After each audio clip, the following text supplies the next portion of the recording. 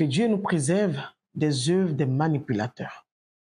Oui, la manipulation peut détruire des vies tout entières. Je suis Mira. Aujourd'hui, ma belle-mère me fait passer pour une folle. Bonjour Tata Moé. Je suis une jeune fille de 19 ans. Je me prénomme Mira. Je suis orpheline de mère depuis l'âge de 12 ans. Je suis restée avec mon père tout ce temps. Et quand j'ai eu 15 ans, mon père a fait la rencontre d'une femme qu'il a présentée à la famille. Petit à petit, la dame, elle a aménagé avec nous. Mais tout de suite, j'ai remarqué des choses qui n'étaient pas bien. En présence de mon père ou d'un membre de la famille, la dame est la femme idéale du monde. Elle est attentionnée à mon égard. Elle s'occupe très bien, elle fait tout ce que je veux. Mais en l'absence de mon père et des membres de la famille, quand on se retrouve seul, c'est un calvaire avec elle. Une indifférence totale, un mépris. Elle me déteste à la limite. Je ne comprends pas. J'ai essayé d'attirer l'attention de mon père sur ces faits, mais il a tout rejeté en bloc parce que pour lui, je ne veux personne d'autre que ma mère. Pour lui, j'étais dans une crise et que je rejette la femme. Pareil pour les membres de la famille. Tout le monde ne me croyait pas. Et nous avons demeuré dans cette relation d'hypocrisie de ma belle-mère jusqu'à ce que j'ai 19 ans aujourd'hui. Et mon père a décidé d'épouser cette dernière. Je t'épargne tous les détails parce que, au fond, ce n'est pas une bonne personne. Mais elle le fait tellement bien, elle le cache tellement bien qu'il est difficile de l'accuser. Et donc, dans les préparatifs du mariage, il y a un volet spirituel sur lequel nous sommes beaucoup focus. Et nous sommes chrétiens. Donc, mon père, il voyage beaucoup, certes, mais il fait venir parfois le pasteur à la maison pour des séances de prière. Et donc, à un moment donné, le pasteur a commencé à dire à mon père qu'il reçoit des révélations bizarres sur moi et que j'aurais un esprit perturbateur qui fait que je ne suis pas stable. Et ils ont commencé à prier. Leur prière maintenant était dirigée sur moi, alors qu'il fallait prier pour que le mariage se passe bien. Donc un jour, mon père devait aller en mission. Et moi, j'étais dans ma chambre, il est venu, il m'a dit « Mira, écoute, je pars en voyage ». Il avait déjà prévenu qu'il devait partir. Là, il était venu me dire au revoir. Et sa femme n'était pas à la maison, elle était sortie faire des courses. Il m'a dit « Bon, écoute, je pars en mission, j'en ai pour 2 semaines seulement, mais le pasteur va venir pour les prières. » On faisait ces prières-là 3 fois dans la semaine, les soirs, les après-midi déjà. À partir de 16h, souvent il vient à 18h jusqu'à 20h, 21h maximum, on a fini.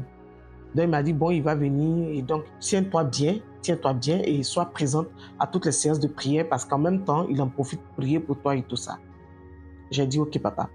Il m'a dit, bon, écoute, je vais appeler ta maman parce qu'il avait voulu que je l'accompagne. Je lui ai dit non, que j'étais un peu fatiguée. Donc il m'a dit, bon, je voulais appeler ta maman pour lui dire que je pars, mais bon, comme on s'est déjà dit au revoir le matin, c'est pas un problème. Appelle là, moi je suis un peu pressé parce que là, je suis pratiquement en retard. Appelle là, dis-lui que tu es là et que pour la prière, il n'y a pas de problème. Parce que elle a peut-être pensé que je devais sortir et que comme papa ne sera pas là, peut-être que je vais sortir faire des courses et tout. Donc il voulait que je la rassure, que je suis là et que je serai là pour la prière. Je lui ai dit, ok papa, écoute, il n'y a pas de problème, je vais l'appeler. Donc il est parti. Il a juste fait un message à sa femme pour dire, bon écoute, je pars, voilà, je t'appelle dès que j'arrive. Et il est parti. Il a omis de lui dire que je suis là, mais de toute façon, il m'avait demandé de le faire, donc peut-être qu'il n'a plus jugé nécessaire de dire à sa femme que je suis là. Donc quand il est parti, moi j'ai fermé la porte, mais je n'ai pas mis le crochet et tout, parce que je me suis dit, si elle vient, je ne veux pas qu'elle me dérange, je ne veux pas qu'elle sonne, qu'elle ouvre avec sa clé. Je suis resté dans la chambre et je me suis enfermé. J'avais mes écouteurs. Du coup, à un moment donné, la musique que j'écoutais s'était arrêtée. Il fallait que je mette une autre musique. Et puis, j'ai entendu des voix. Donc, j'ai arrêté la musique. Je voulais même me lever, aller voir qui était là. Après, je me suis dit, oh, c'est sûr que ma belle-mère est venue. Je n'ai pas envie de... Parce que je sais que quand papa n'est pas là, c'est un calvaire pour moi. Donc, je préfère rester dans la chambre. Donc, après, j'entendais comme la voix d'un homme, la voix d'une femme. Je regarde l'heure, il est à peine 15 heures. Je dis, ah mais, il n'est pas l'heure de la prière, c'est quel homme qui est là et tout. Donc, j'ai enlevé mes écouteurs, j'étais là, j'écoutais, mais je ne sortais pas, il ne faisait pas de bruit. Et quand j'ai prêté attention, j'ai su que c'était le pasteur qui était là avec elle. Je me suis dit, oh tiens, il est venu plus tôt, ça c'est pour venir me chercher, c'est pour m'appeler et tout. Donc j'ai mis mon portable sous silence parce que je ne voulais pas qu'on me dérange et je ne voulais pas assister à la prière.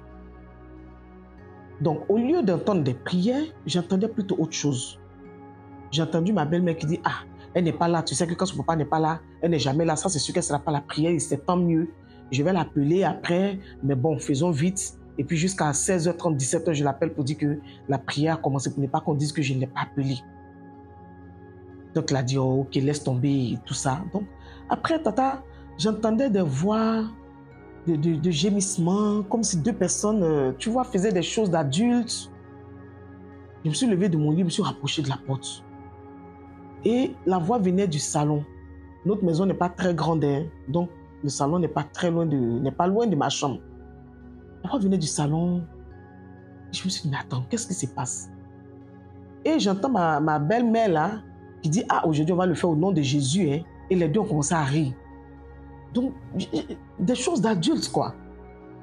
Et j'entends le pasteur qui dit, ah oui, moi j'aime bien passer du moment avec toi. Si ton mari pouvait même voyager tout le temps. Et elle lui dit, non, mais c'est à toi de voir, hein. À toi de faire en sorte qu'il y ait tous des contrats pour partir. Et puis, tu fais tout pour prolonger le mariage. La date qu'on prend, à chaque fois, tu essaies de trouver des prophéties pour rallonger. Et puis, bon, ça riait. Je dis, mais attends, j'espère qu'elle n'est pas en train de faire des choses d'adultes avec le pasteur.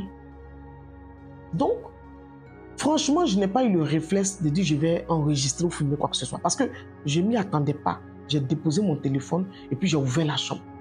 Quand j'ai ouvert, je suis tombé sur les deux dans le canapé. Le pasteur était sur ma belle-mère, en train de s'embrasser. Ils étaient encore habillés, mais en train de s'embrasser. Donc quand j'ai ouvert la porte, ils ont sauté et puis ils m'ont regardé. Elle a dit, quoi?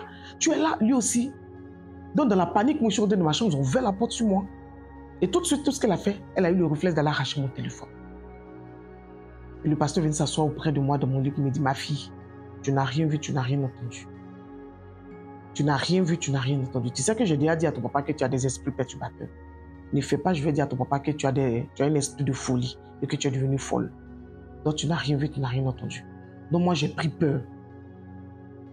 J'ai pris peur. Ma belle-mère a dit oui. Si tu ouvres ta bouche, je te ferai passer pour folle. Donc, je leur ai dit, ok, rassurez-vous, je n'ai rien vu, je n'ai rien entendu. Donc le pasteur a été gêné, il est parti. Après, ma belle m'a dit, bon, qu'elle est soeur, elle revient, elle est partie avec mon téléphone.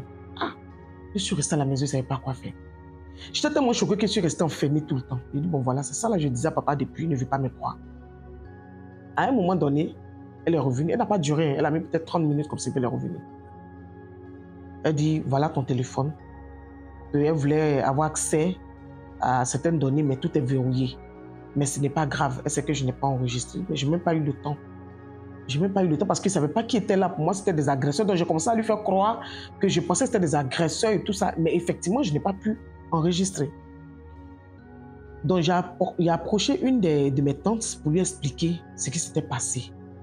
Elle m'a dit, hé, Mira, voilà, on dit que tu as un esprit perturbateur. Je suis sûr que ça, là, c'est de la folie. Tu n'aimes pas la femme de ton papa. Tu es méchant, tu es une sorcière. Tu ne veux pas que ton papa se remarie. Depuis ta maman est décédée là, tu ne veux voir personne auprès de ton papa. Mira, tu es une sorcière. Mon frère ne va pas rester comme ça. Je dis, aïe. Mais, tata, même, j'ai pensé qu'elle allait me comprendre et puis mener des enquêtes. J'ai attendu que mon papa revienne. Quand il est arrivé, je l'ai pris seul de côté et puis je lui ai expliqué. Papa a eu la même réaction que ma tante. La même réaction. Petit à petit, c'est tombé dans l'oreille de ma belle-mère. Et je ne sais pas ce qu'elle a dit au pasteur. Sûrement qu'elle a vendu la mèche au pasteur. Ah, la petite a parlé. Donc, au cours d'une prière, le pasteur qui sort comme ça, mon papa, que, ah, vraiment, je vous avais dit que votre fille a des esprits perturbateurs. Faites-la voir un médecin. Sinon, ce n'est pas bien. J'ai peur que votre fille devienne folle. Et mon papa qui s'est dit, voilà, je savais parce que là, elle m'a dit des choses là, vraiment, je ne sais pas, je ne vais pas répéter, mais je savais que ça, il faut qu'elle aille voir un médecin. Ma belle-mère qui dit, ah oui chérie, moi, j'essaie d'attirer ton attention, mais comme c'est ta fille, je ne sais pas comment te dire, mais il faut qu'elle voie un médecin. Il faut qu'elle voie un médecin. Il a dit, bon, ok, que lui va le faire, mais il faudrait qu'on finisse avec le mariage d'abord, comme on est dans les préparatifs. Donc, des jours après, ma belle-mère dit à mon papa que non, laissons affaire de mariage là de côté. Ma fille ne va pas bien. Il faut que ma fille voie un médecin d'abord. Sinon, je ne serai pas heureuse d'être mariée, sachant que ma fille ne va pas bien. Donc, elle se fait passer pour une belle-mère bien, qui a de la compassion pour moi aujourd'hui. Donc, pour tout le monde, elle m'aime tellement, elle a de la compassion qu'elle reporte son mariage à cause de mon état de santé. Un jour, j'ai pété un câble. On était un soir comme ça à la maison, mes tantes étaient venues nous voir et tout, et le sujet est revenu devant tout le monde. Non, Mira, écoute, on va aller voir un médecin, ce n'est rien de grave, ne t'inquiète pas. Et ça, c'est mon papa qui parlait, hein. Ne t'inquiète pas, on va aller juste voir un médecin. Et voilà, j'ai dit, mais quel genre de médecin? Non, j'ai un ami qui est à Benjaville, le médecin. Quand il a dit Benjaville, médecin, j'ai compris tout de suite que c'était pour m'envoyer dans l'asile des fous. J'ai pété un câble, j'ai dit, non, mais papa, tu deviens fou, quoi, tu es aveugle. J'ai rien contre ta femme. Mais elle t'a trompé, elle te trompe avec le pasteur en plus. Et les deux se mettent ensemble pour me faire passer pour folle. Et toi, tu y crois. Et tout le monde croit. Mais pourquoi vous êtes comme ça? Ils m'ont dit, voilà, elle pique une crise. Voilà, il faut que pas... Et dans ça, là, j'avais peur qu'on me mette la main dessus. Qu'on m'attache par là, ben, j'ai fui de la maison. Tata Moué, je suis venu chez une amie à qui j'ai expliqué. Elle a accepté de me garder chez elle un moment. Parce que elle, ses parents sont à l'intérieur. Ses parents ne sont pas à la capitale. Donc, elle est dans un petit studio. C'est une copine à moi, mais elle est plus âgée que moi. Elle a 23 ans. Moi, je n'ai que 19. Donc, elle m'a accueilli chez elle dans sa petite maison. Je suis caché là. Mes parents ne savent pas où je suis. Et elle est abonnée à ta page. Donc, en regardant, elle m'a dit, bah, tiens, voilà le contact. Essayons de joindre Tata Moué. On va lui expliquer ton histoire. Et puis, peut-être que parmi les abonnés, quelqu'un pourrait me dire comment faire comprendre à mes parents que je ne suis pas folle. Ma copine m'a dit d'accepter même d'aller à l'hôpital. Là. Quand le médecin va faire ses examens, il va savoir que je ne suis pas folle. Mais je n'ai pas confiance. Je n'ai plus confiance en la femme de mon papa, au pasteur et à tout le monde. Elle peut passer par derrière, aller voir les médecins. Je ne sais pas, elle est capable de tout, me faire interner. Je n'ai plus confiance. Donc j'ai peur, je suis caché là. Je dis non, je ne vais pas aller prendre le risque de faire cet examen-là. Si mon père n'a plus confiance en moi, ce n'est pas le médecin qui va croire. Je ne sais pas, moi je n'ai jamais été confronté à ce genre de situation, je ne sais pas comment faire. Donc voilà Tata, mon histoire, j'ai essayé d'être un peu brève, mais j'espère que tu sauras vraiment camoufler pour ne pas qu'on sache. Et même si on sait, de grâce, ne donne pas mon adresse, ne donne ni le numéro que j'ai pu te contacter parce que j'ai cassé ma puce, ils n'arrivent pas à me joindre. Donc voilà un peu la situation. Chers Talkers, nous avons l'histoire de notre fille qui est venue à nous. Oui. Et elle, comme tout le monde d'ailleurs, nous avons essayé de camoufler beaucoup d'indices que nous n'allons pas révéler ici. Nous n'allons même pas dire quels sont les indices qui ont été camouflés parce qu'effectivement, elle est dans sa petite cachette. Nous voulons l'aider comme nous pouvons. Qu'est-ce qu'elle peut faire pour convaincre son papa ou l'un des parents qu'elle n'est pas folle? Parce que si elle a un parent qui est convaincu qu'elle n'est pas folle, ce parent peut l'aider. Mais c'est une petite fille, voilà, c'est une petite fille, on va dire. Elle ne sait pas comment s'y prendre. Donc, nous expliquons son histoire. Merci d'avoir écouté jusqu'à la fin, surtout d'avoir écouté jusqu'à la fin, parce que si vous n'écoutez pas les histoires jusqu'à la fin, vous n'allez pas comprendre. On voit certains commentaires et on comprend tout de suite que c'est des personnes qui ne comprennent pas l'esprit encore de Real Talks, donc on ne leur en veut pas. Et c'est des personnes qui n'écoutent pas les vidéos jusqu'à la fin. Ils ne visionnent pas jusqu'à la fin. Il y a des personnes qui écoutent au bout d'une minute, 2 minutes et qui font des commentaires. C'est sûr que vous serez trompés. Nombreux encore pensent que je suis concernée, je suis la concernée des histoires que je véhicule. Mais c'est compliqué d'expliquer. Est-ce que c'est aussi compliqué de comprendre qu'une seule personne ne peut pas être concernée de autant d'histoires à la fois?